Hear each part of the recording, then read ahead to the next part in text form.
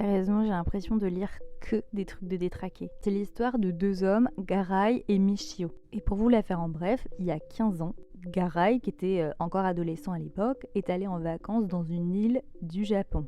C'est là qu'il a, ouvrez les guillemets, rencontré un petit garçon du nom de Michio. Là, ça commence mal et je vous préviens, c'est que le début. Parce que quand Garay a vu Michio pour la première fois, il s'est dit, je cite, si ingénu, mignon, il me faisait penser à une petite fille. Bref, je vous passe les détails glauques. Mais en gros, notre cher Garay a emmené Michio dans une grotte.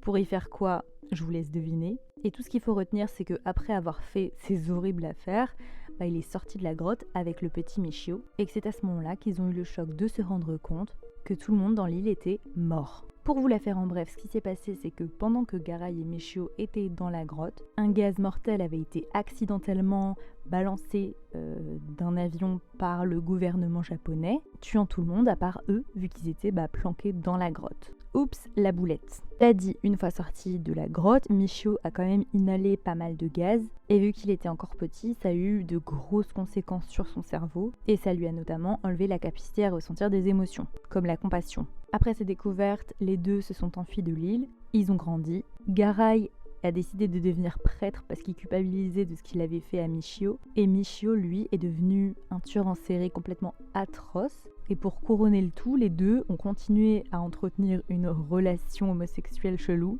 Et donc concrètement, dans tout le manga, on suit Michio qui commet les pires atrocités possibles. Et alors bien que l'histoire puisse paraître assez chelou, en réalité elle est vraiment bien.